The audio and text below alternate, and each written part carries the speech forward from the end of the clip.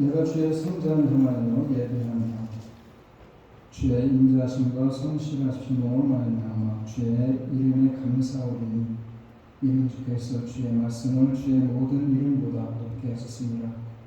내가 간구하는 날에 주께서 응답하시고 내 영혼에 힘을 주어 나를 강하게 하셨나이다.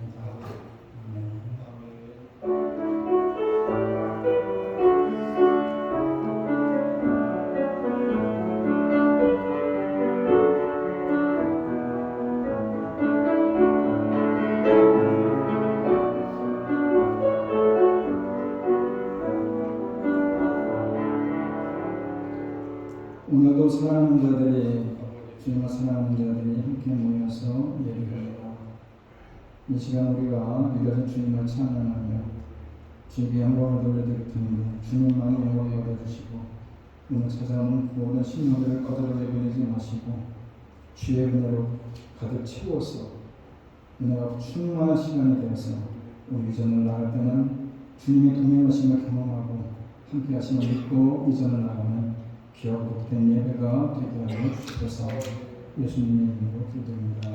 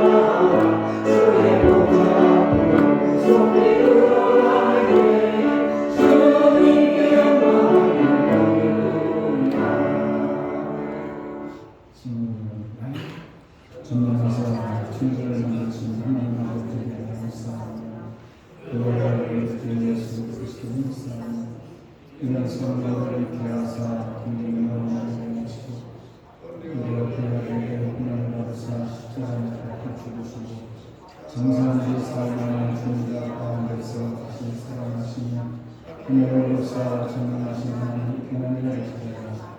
그녀로서 삶과 주님과를 실천하고 싶습니다. 성령의 싸움을 거룩한 공유와 성도가 세우는 것과 죄를 사하여 주는 것과 인하신 사는 것과 영원히 사는 것을 묵상합니다. 우선은 인사합시다. 수고하셨습니다.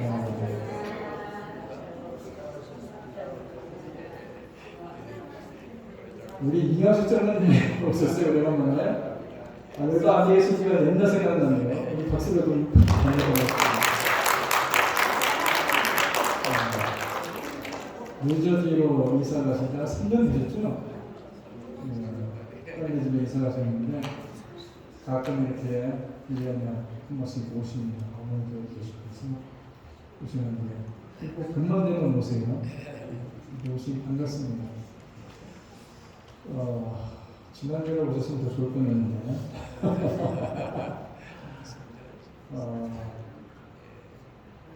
저는 오셔서 안 보는 얼굴들이 있을 겁니다. 김병수 권사님, 김순남 권사님, 승재리 권사님 한국 가셨어요.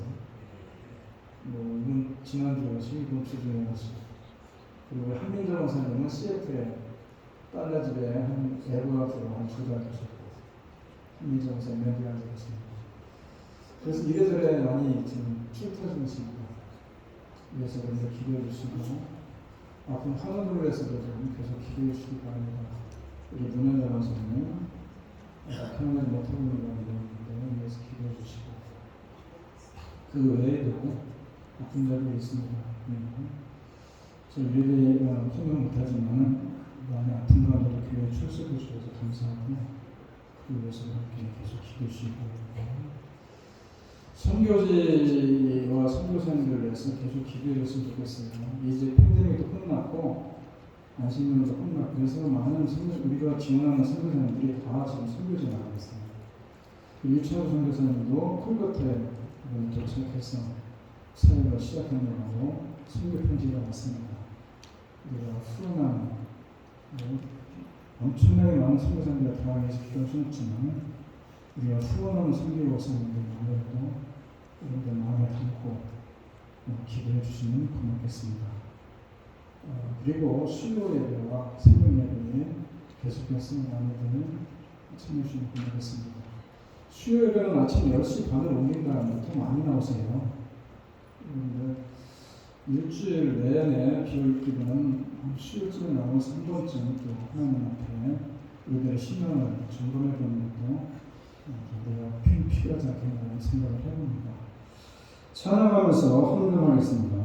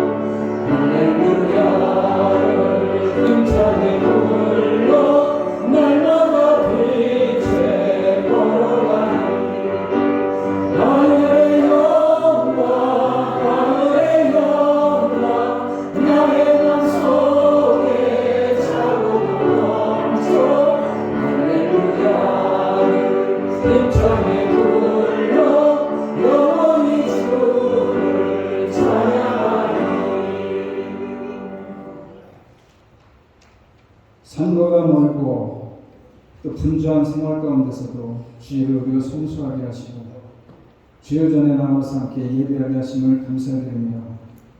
우리 가운데 육신이 약한 자도 있고 마음이 연약한 자들도 있고 여러 가지 이런저런 모양으로 해서 염려와 근심 가운데 있는 자들도 있지만은 오늘도 그 모든 것을 다 뒤로 하고 주님께 나와서 유대하신 주님을 찬양하고 예배합니다.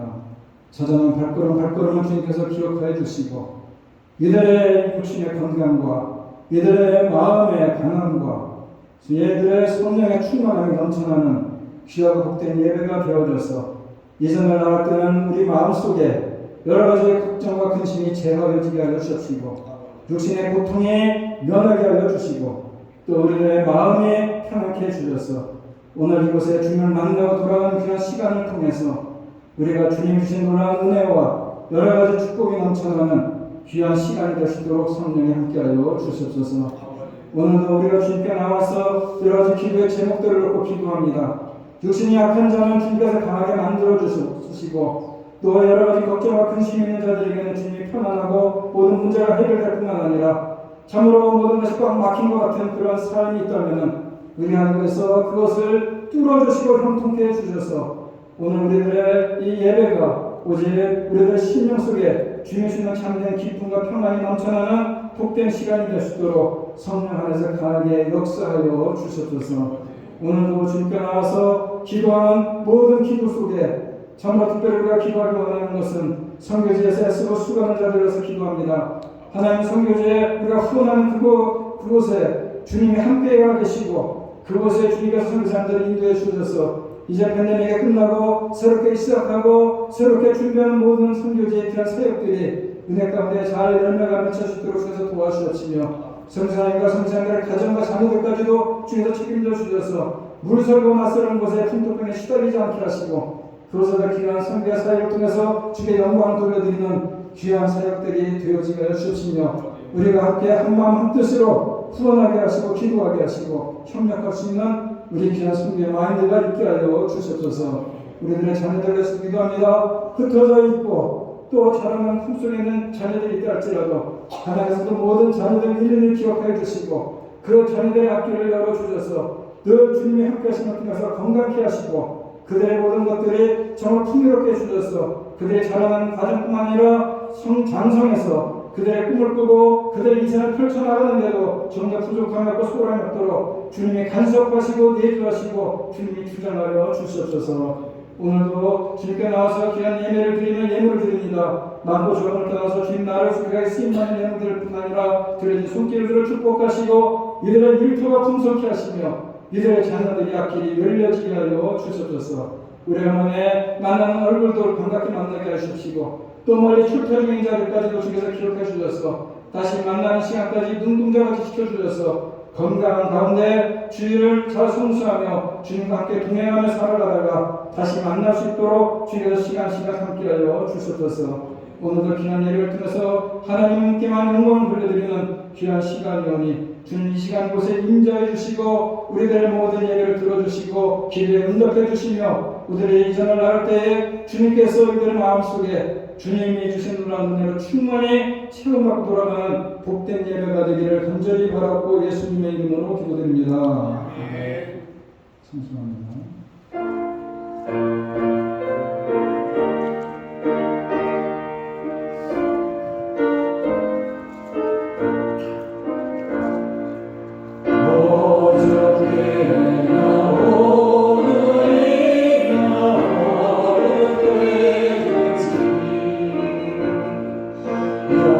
영원토록 변함없는 거룩한 말씀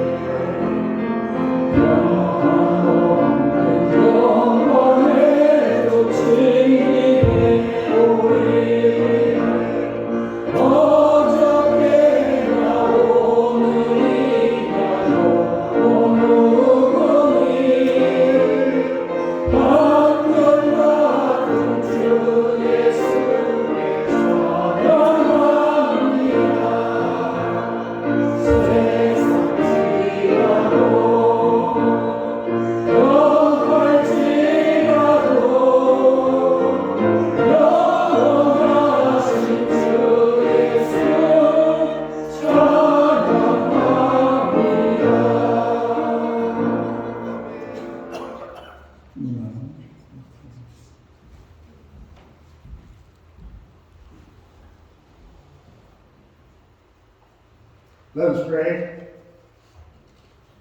Father God, we offer praise to you with the Psalms, which begins with the joyful shout to the rock of our salvation, but ends with a somber warning. The inspired psalmist moves in the joy of salvation, the love of thanksgiving, and the singing of praise.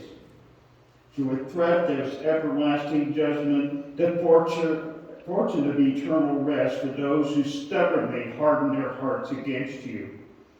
May we never be like those with Moses in the wilderness who complained and put you to the test, even after they saw your glory in unparalleled display.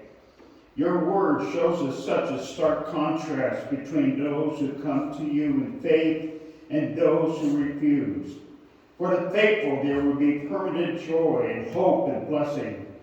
For the faithless there is nothing to look forward to but hopelessness, judgment, and everlasting punishment. Hold us by your grace, that we may be counted with the faithful. And we thank you for your precious grace in saving us, Lord. We are both the source and object of your highest joy. We sing out to you because our hearts cannot contain the gladness of salvation, and exalting you, we are lifted even higher. You are our light and our salvation. You are our stronghold and sanctuary in whom we find refuge. We refresh our souls daily with joys that we can neither fathom nor fully account. We confess, however, with deep sadness, that we are rebellious by nature, so we do not always serve you as we should. We want to bask in the fullness of your joy and find our deepest delight in the sunshine of your glory. Yet we are prone to wander. We are too easily tempted. We are weak and worldly and wrong-hearted creatures, great debtors to your mercy and in despite need of your grace. And so, Lord, we thank you that you are faithful and just to forgive. We are prompted from hearts transformed at our salvation to run to you and embrace you with glad surrender. Help us, Lord, to be earnest and honest in self-examination. In that exercise, may your Spirit testify together with our spirit that we are true children of our Heavenly Father, born again to a living hope. This we pray humbly in Jesus' glorious name. Amen.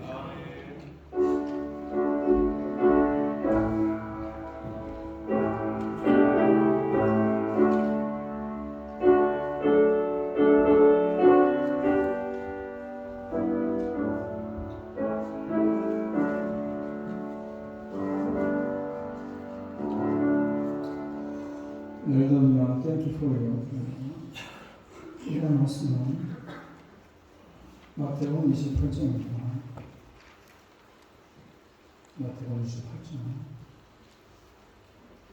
5절부터 10절까지 제가 보겠습니다.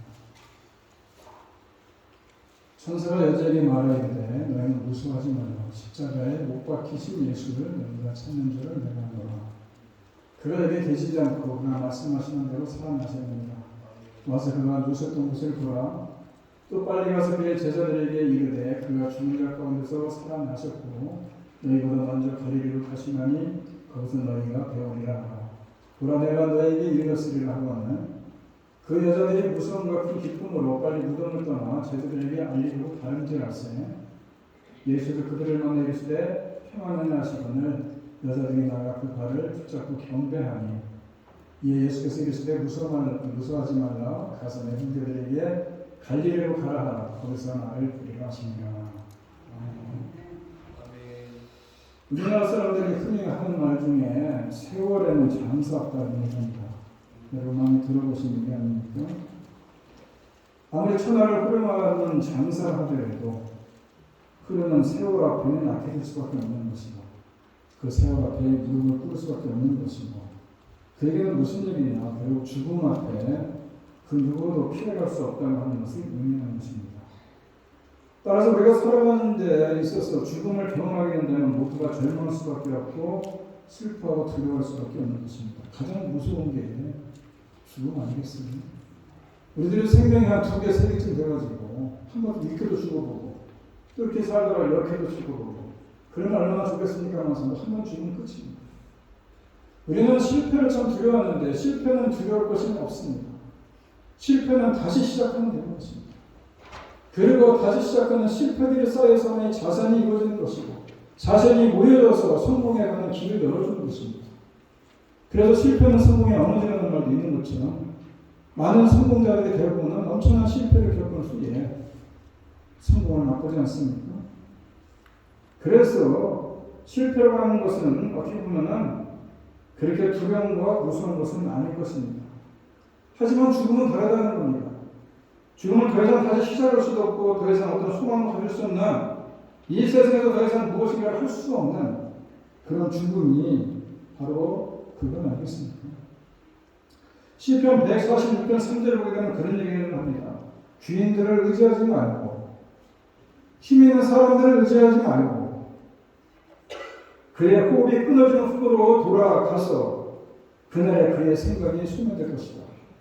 이런 말씀합니다. 무슨 얘기입니까? 계획이 중단된다는 거 아니겠습니까? 호흡이 끊어지는 죽음이 오는 것이고 모든 생각이 그의 생각이 소멸되어서 그래서 꿈이 멈춰버리는 것이고 어떤 야망도 숲으로 돌아가는 것이고 소망도 없어진다 이런 얘기입니다. 적어도 이 세상에서는 어떻게 해볼 방법이 없는 것이 죽음인 것입니다. 아무리 과학이 발달하지 않았던 시대에도 다 아는 사실이에요. 3000년 전에 예수님이 이 땅에 오시기 1000년 전에 다윗이라는 왕이 있었는데 사무엘 12장에 보게 되면은 다윗의 왕이 바스바와 기근을 저지릅니다. 그리고 애를 하나 낳았어요. 근데 그 아이가 시름시름 죽어갑니다. 다윗 왕이 금식하면서 식음을 전폐하면서 하나님께 간절한 마음으로 울부짖으면서 기도합니다. 옆에서 보는 사람들이 안타까울 정도로 그렇게 간절히 기도했는데 애가 죽어버렸어요. 신하들이 거기서 벌금 난 겁니다.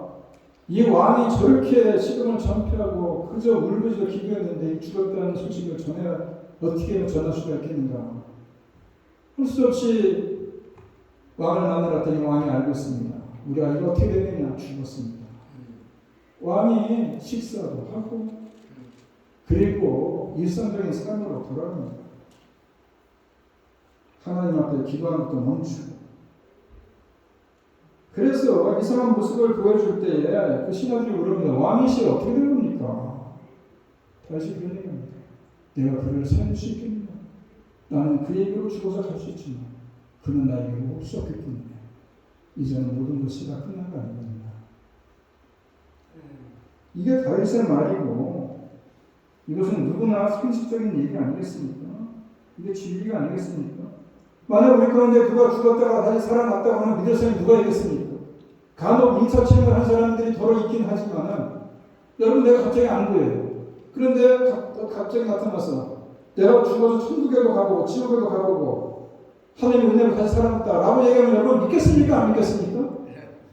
아무 목사라고 얘기한다고 해도 믿습니까? 라고 아무 외쳐대고 여러분 믿습니까? 서로 콧방울 겁니다.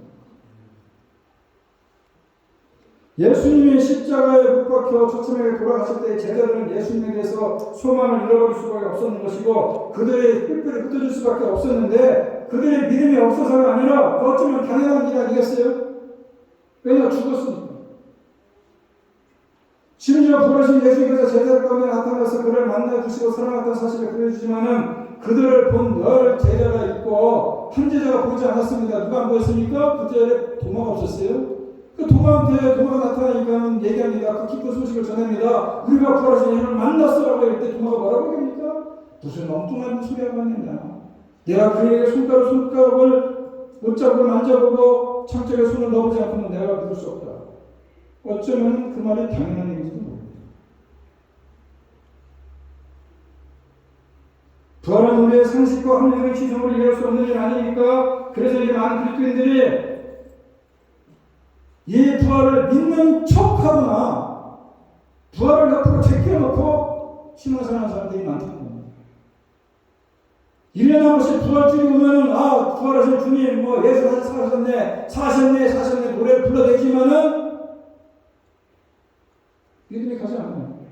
믿는 척을 하는 거죠. 그리고 성경 구절에서 나에게 필요한 성경 구절만 발췌해서 그것을 믿을 뿐이지 예수님의 부활은 믿을 수가 없기 때문에 앞으로 제껴놓는 겁니다. 그런데 부활은 이해해야 될 이론이 아니라는 것입니다. 바로 우리가 경험해야 될 능력 아니겠습니까? 어찌 보면 죽은 사람이 살아났다는 부활의 소식은 믿지 못하는 게 당연할지도 모르겠습니다. 성경 곳곳에서 예수님의 부활을 증언합니다. 그런데 주님의 부활을 대하는 사람들의 이 한결같은 태도는 믿지 못했다는 겁니다. 예수님이 부활하신 후에 마가복음 16장 11절을 보게 되면 그들은 예수께서 살아나셨다는 것과 마리아에게 보여줬다는 것을 듣고도 믿지 아니하더라. 엠마로 가는 두 제자의 질문 역시 마찬가지입니다. 엠마로 가는 두 제자가 눈이 뜨어져서 예수님인 줄 알아봤습니다. 그래서 그 제자들에게 얘기했습니다. 그러더니 마가복음 16장 13절에 두 사람이 가서 남은 제자들에게 알렸을 때 역시 믿지 아니하더라. 결국 제자들은 믿음 없은 음모로 주님의 애정함이 칭찬을 받아야 하지 않습니까? 마가복음 16장 14절에 보게 되면 그의 11제자가 음식 먹을 때 예수께서 그들에게 나타나서 그들 믿음 없음과 마음에 안았던 것을 꾸짖으사 이는 자기가 살아난 것을 본 자들의 말을 믿지 아니한다. 예수님이 살아났다고 얘기하는 그 얘기를 들으면서도 그 들은 말을 믿지 않더라 이 얘기입니다. 부활 사건은 믿을 수 없는 일입니다. 물론 부활을 논리적으로 이해하고 설명하는 것도 불가능합니다. 우리는 그저 주님의 부활에 대해서 증언할 수 있을 뿐인데 우리는 주님을 알고 하면 직접 경험해야 되는데 그런데 여러분 그걸 아십시오. 씨앗이 땅에 묻어놓는다 할지라도 씨앗에 생명이 있으면 흙이 나옵니다. 흙을 아무리 두껍게 해도 흙을 뜯어나옵니다. 부활 신앙이 그렇다는 겁니다. 어둠이 아무리 깊어도 아무리 암 같은 뻑한 곳이라도 아주 작은 불만 있어도 빛은 어둠을 이깁니다. 우리가 예수님의 부활을 품고 살아간다면 세상은 우리를 통해 부활 생명을 볼 것입니다. 우리가 부활의 빛을 가슴에 품고 살아간다면 우리의 가족이나 친구나 동료들이 우리를 통해서 빛을 볼 것입니다. 어떤 가득한 곳에 빛을 감출 수는 없는 거 아니겠습니까? 우리가 세상에서 빛이 나지 않는다면 우리에게 빛이 없기 때문에 그런 것이고 죽음의 세력이 가득한 세상 속에 우리가 참 생명을 보지 못한다면 우리가 생명이 없기 때문에 그렇습니다.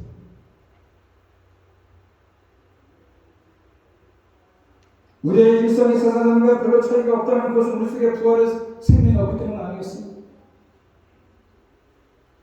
베드로는 예수님 앞에 참으로 비겁한 사람이었습니다. 우리의 사람은요. 가르는 군사도 아니고 권세자가 얘기한 것도 아니고 그저 한 달 노종이 물어보는 그 말에 벌벌 떨어서 주님을 세게 생각하셨습니다. 그렇게 약간한 베드로가 부활의 주님을 만나면 달라지지 않습니까? 여전히 로마의 군대는 막강했지만 권세자들의 기강은 아주 든든했지만 그것 가운데서도 그는 부활의 주님을 경험했기 때문에 부활의 생명을 증언하지 않습니까? 결국 베드로는 복음을 전하다가 붙잡히게 되고 감옥에 갇히게 됐는데 하지만 베드로의 태도는 이전과 다르게 단단하지 않습니까? 주님을 부인했던 그 베드로와 같은 사람인가 싶을 정도로 그래서 베드로의 기세에 주된 것은 오히려 권세자들 아닙니까? 그들의 베드로의 모습에 말문이 막혔다고 사도행전 4장 13절에서 얘기하지 않습니까? 그들의 베드로와 요한이 담대하게 말함을 보고 그들은 본래 한국만 범인으로 알았다가 이상이 여기며 또 전에 예수와 함께 있던 줄 알고 병난 사람이 그와 함께 서 있는 것을 보고 비난한 말이 없더라. 이제 말할 말이 없더라는 겁니다. 어둠은 결코 빛을 막을 수 없는 것처럼 죽음은 생명을 거둘 수 없는 것처럼 가둘 수 없는 것처럼 부활은 설명하고 이해해야 될 이론이 아니고 논쟁거리가 아니고 우리가 경험해야 될 일이다 이겁니다. 부활을 경험하면 부활의 증인이 되는 것입니다.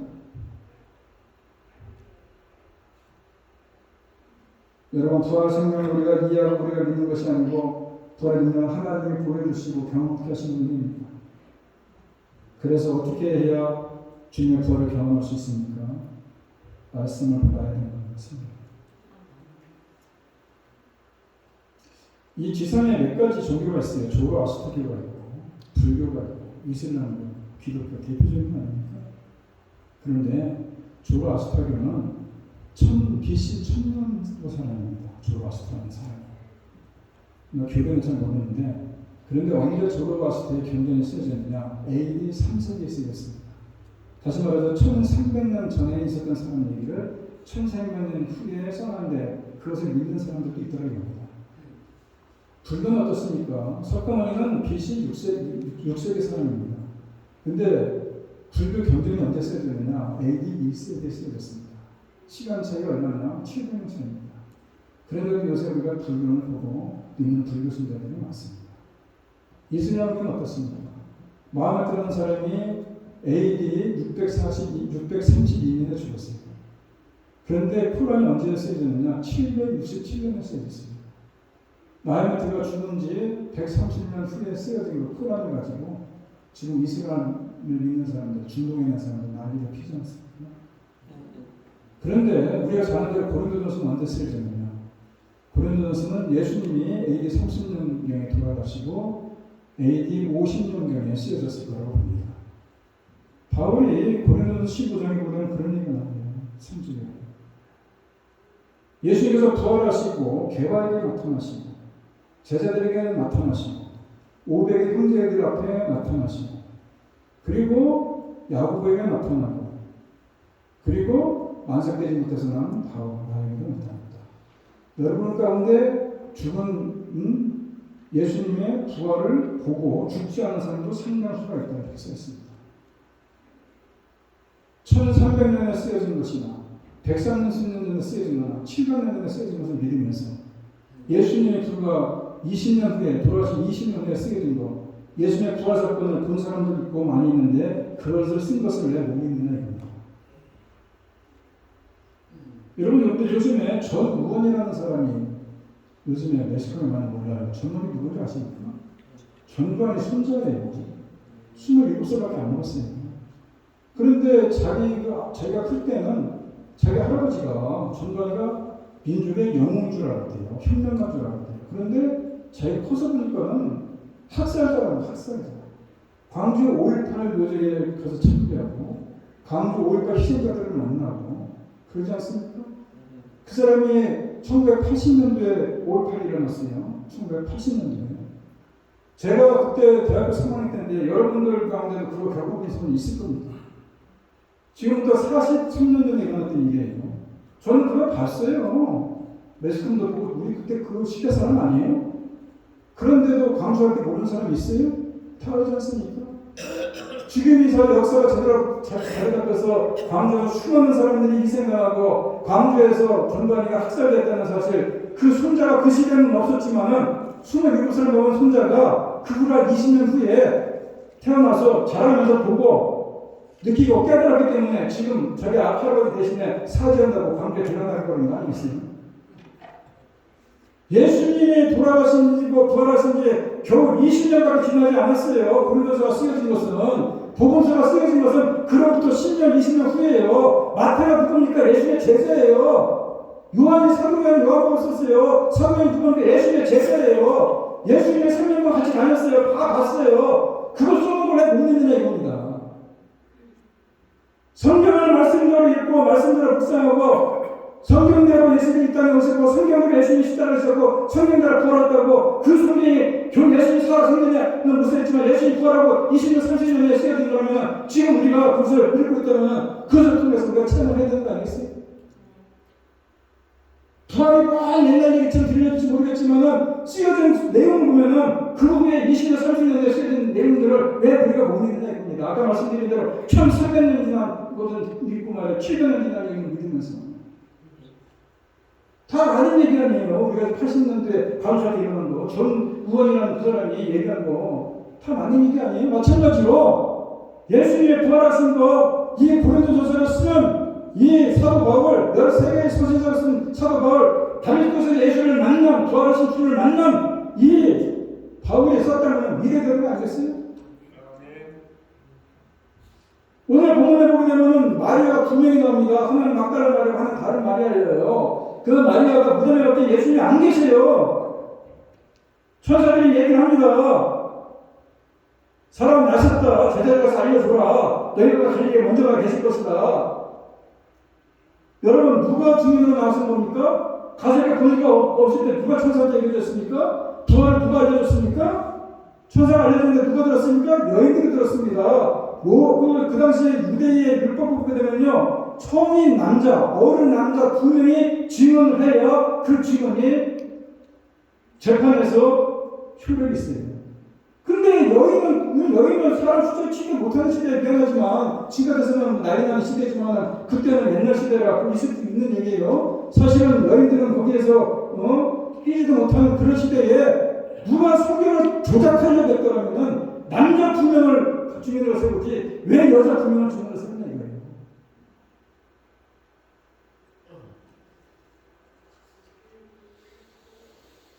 그래서 마태가 그렇게 쓴 것은 사실이기 때문이었습니다. 사실.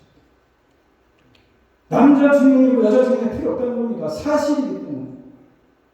조작해서 쓸 것 같으면 남자 주민을 2명을 세웠겠지만 남자 주민을 2명을 세워야 법조문에서도 효력이 있지만 남자 주민을 세운 게 아니라 마리아라는 아주 그 당시에는 여인은 주민의 출가도 못되는 여인 2명을 쓴 거는 사실이기 때문에.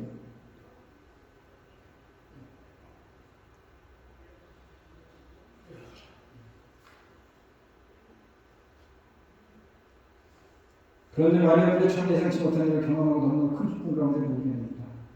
10분 만에 있었던 사람은 주님의 부활을 만나면서 엄청난 기쁨을 쌓게 되는데 8절을 보게 되면 그 여자들이 무서움과 큰 기쁨으로 빨리 무덤을 떠나 제자들에게 알리려고 달려들었다.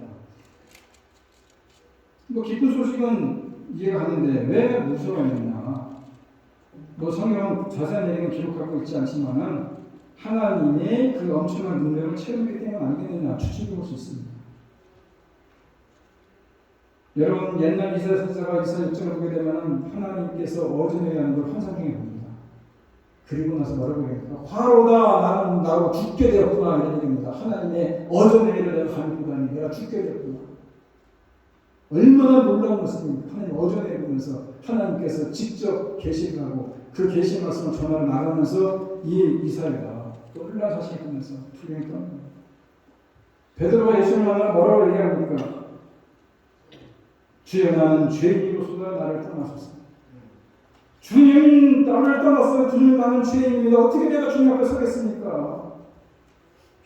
사도 베드로가 사도행전에 보게 되면 그 뭡니까 유대인들에게 너희들이 십자가에 못 박은 그 예수가 부활하시고 그 예수가 우리를 구원하셨다. 그 사이에 많은 사람들이 예수의 구원을 받습니다. 그래서 무슨 얘기를 하니까 형제들아 그럼 우리가 어찌할꼬 라고 합니다. 형제들아 우리가 어찌할꼬. 너무 놀라운 사실 아니겠습니까? 우리가 놀라운 하나님의 능력을 체험하게 되면 그 마음간에 무서운 마음이 든다는 것입니다.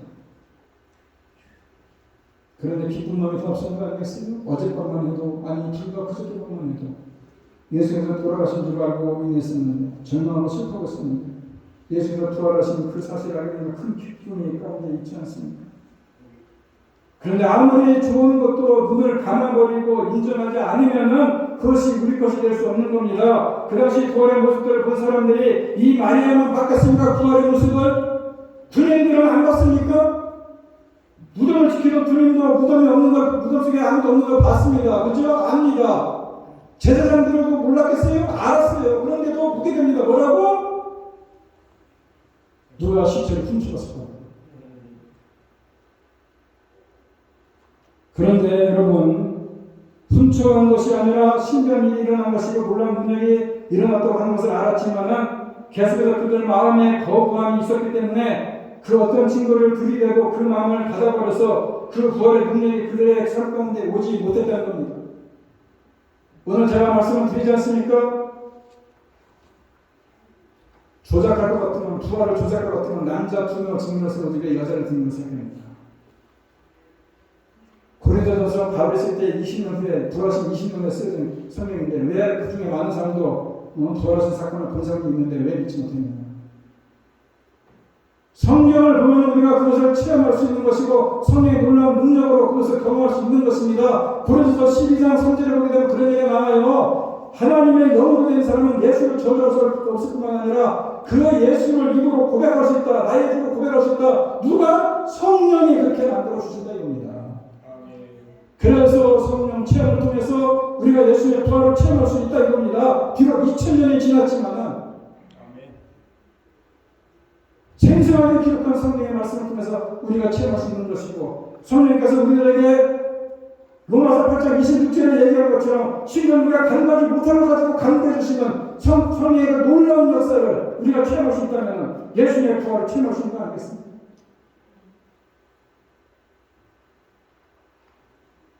그런데 더 중요한 얘기는 뭡니까?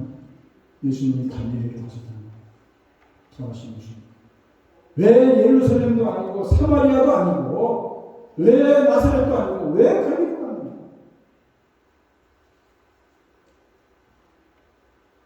거기서 예수님이 그들을 만났기 때문에 그렇습니다. 빈 그물을 통해서 들고 만났던 것이 그곳입니다. 거기서 예수님 앞에 살았습니다. 산에 올라가서 하나님의 복음 산상수훈을 들었습니다. 거기서 죽은 자를 살리는 것을 봤고 병든 자를 고치는 걸 봤고 거기서 굶주린 자 5,000명을 먹이는 걸 보지 않았습니까? 갈릴리에서 만나자 무슨 얘기입니까? 너희들의 첫사랑을 한번 회복해보라 이겁니다. 예수님이 돌아가신 후에 그들의 뿔들이 흩어졌습니다. 절망 가운데 빠졌습니다. 이제 소망이 없습니다. 애가 그물 가지고 우리 고기나 잡으러 가자. 갈릴리의 기베라 호수배에 고기 잡으러 가지 않습니까? 그때 예수님이 나타나는 거 아니겠습니까? 갈릴리로 먼저 가야겠다라고 얘기한 것처럼 먼저 가서 고기를 굽고 계시고 조각을 만들어 놓고 계시면서 고기 못 잡고 있는 제자를 붙다가 고기를 먹여가면서 네가 나를 사랑하느냐? 네가 나를 사랑하느냐? 네가 나를 사랑하느냐? 묻지 않습니까? 부활한 내가 너보다 갈릴리에 먼저 와 있고 내가 갈릴리에 먼저 와 있더니 약속처럼 너희들이 왜 절망하고 다시 예루살렘의 현장으로 고기 잡으러 가느냐? 너희들은 복음 전파에 놀란 사명이 있는데 왜 고기 잡으러 가느냐? 이 얘기를 하면서 지금도 살아간다면 내 양을 먹이라 내 양 떼어 치라고 말씀하지 않습니까? 왜 그까지 일로 절망을 하고 낙심하고 이제 모든 소망이 끊어졌느냐? 이제는 그것이 아니다. 내가 구하는 너희들에게 보여주지 않느냐? 너는 나에게 나보다 독하게 구한다는 것이다. 내가 눈에 너희들한테 얘기했던 것처럼 이제는 새롭게 시작하는 것이다. 희망을 가져라라고 말씀하는 거 아니겠습니까? 부활하신 예수님만이 세상에 그런 희망이라는 겁니다. 인류 역사 속에 절망의 순간마다 인간이 감당할 수 없는 막다른 골목에 다다를 때마다 모든 인간이 쓰러지고 넘어서 틀릴 때마다 부활하신 예수님이 인류의 희망이 되지 않았습니까? 삶의 상황에 희망을 뺏어간 것들이 뭐가 있습니까? 여러분들 삶 가운데 여러분들 질병이 여러분들의 삶을 힘들게 만드니까, 여러분들 경제적인 문제로 여러분들 힘들게 만드니까, 여러분들의 자녀 문제로 인해서 여러분들을 너무 어렵게 만들고 있으니까, 아니면 여러분들의 나이가 점점 들어가고 늙어감에 따라 죽음이 들었습니까?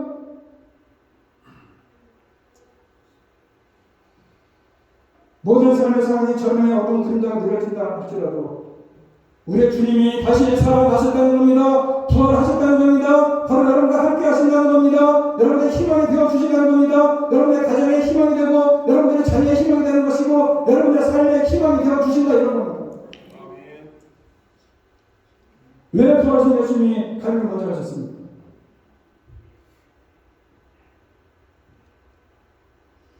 이제는 너희들이 아무리 세상 사람이 낙심한다고 해도 너희는 낙심할 존재가 아니고 모든 사람이 걱정심에 사로잡혀 있다가도 내가 덕분에 힘을 늘어놓아야 될 때가 아니고 이제는 위기 앞에 도망가는 사람이 있고 또 삶의 삶을 돌아오는 사람이 있지만 너희는 어떤 자리에 있느냐 물어보는 거 아니겠습니까? 어려움을 당하고 위기를 당하면 믿었던 믿음은 식어져 버리고 불이 꺼져가는 사람이 있는가 하면은 위기를 만날 때마다 믿음이 더 뜨거워지고 믿음의 불이 더 커져가는 사람들이 있습니다. 시련의 강풍이 날아오는 축제가 있는가 하면 희망이 더욱더 알곡처럼 든든히 서 있는 희망이 있다는 겁니다. 위기는 우리 자신을 돌아보게 않습니까? 아무도 모르지만 하나님은 아시고 우리 자신은 압니다. 내가 믿음의 집중이었구나. 어려운 일을 가게 보니까는 내가 참 예배의 집중이었고 기도의 집중이었고 내가 삶의 집중이었구나 라고 회개하는 사람이 있는가 하면은 이 강풍이 불어쳐도 내가 끄떡하지 않고 내가 오히려 내 사업이 어려워져도 내 믿음 경고시키면 내 믿음을 보니까는 어떻게 보면 나는 내가 알곡이 아니었는가? 라고 생각하는 사람이 있다면 그 말이 맞는 것입니다. 그 사람이 알곡입니다. 하나님 알고 자신이 알고 그 삶을 깨우치기 위해서 부활하신 주님이 갈릴리로 가신 것입니다. 나를 보고 이 위기의 상황 속에서도 야, 저 사람 진짜 예수 믿는 사람 맞아. 어떻게 저렇게 힘든 가운데서도 저렇게 당당할 수가 있나? 뭐가 저 사람을 저렇게 당당하게 만들까? 저 품 있고 위험 있는 얼굴들, 가정에 뭔가 숨어있는 것들이 있지 않겠는가? 도대체 저 사람 뒤에 뒷배가 뭐가 있는가? 이렇게 생각하는 사람들이 우리를 바라보고 그런 모습을 바라보고 있다면 그건 잘 보고 있는 겁니다. 우리 가운데 빛이 있는 것이고 부활의 생명이 있기 때문에 많은 사람들에게 생명을 보여주는 것이고 많은 사람에게 빛을 비춰주는 겁니다. 그래서 많은 사람들이 우리를 보면서 어떻게 저 사람들이 감당할 수 있는가? 저 어려운 가운데서 어떻게 얼굴에서 웃음이 나올 수 있는가? 뭔가 믿는 구석이 있는가? 믿는 구석이 있습니다. 뭡니까? 부활한 주님이 계십니다.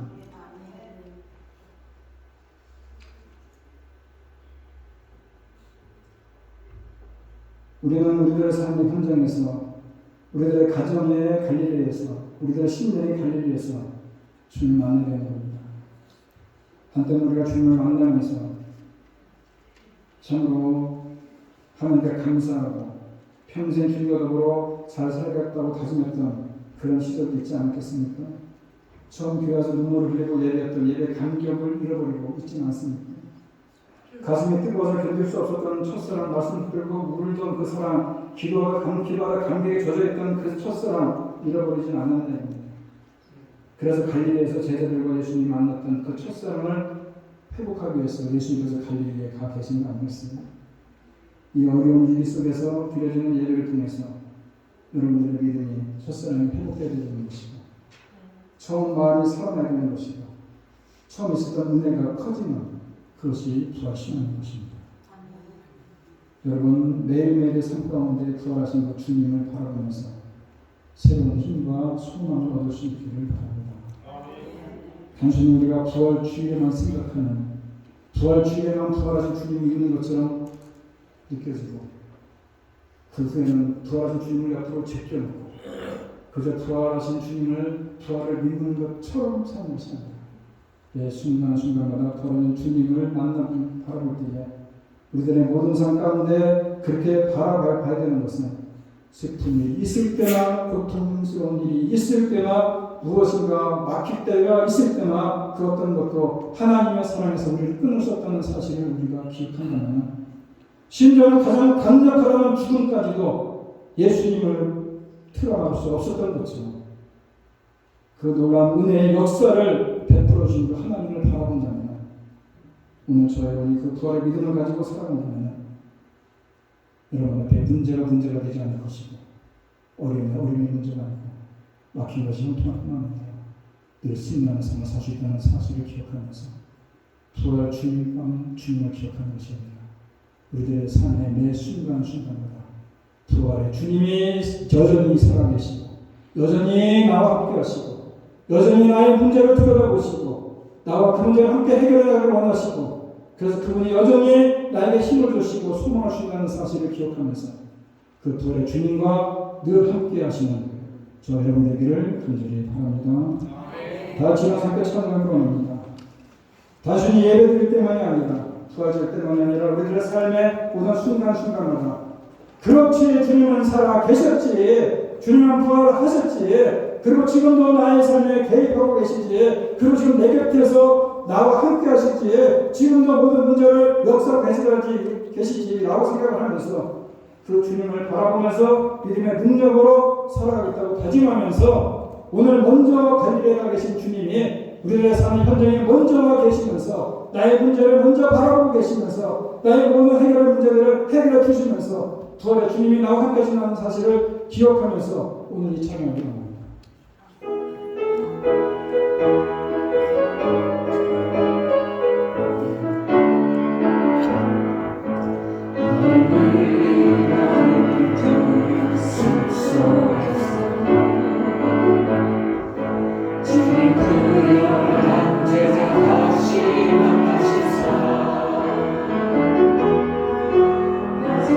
그에게 말씀하시니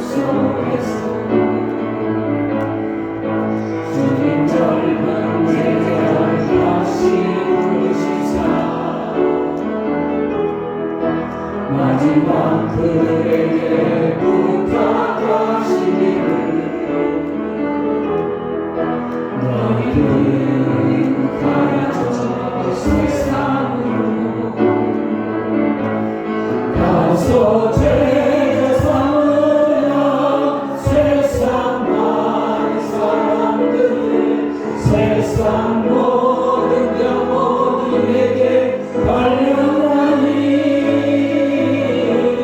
박수 제가 삼으라 나의 길을 알지만 내가 너희와 항상 함께하리라.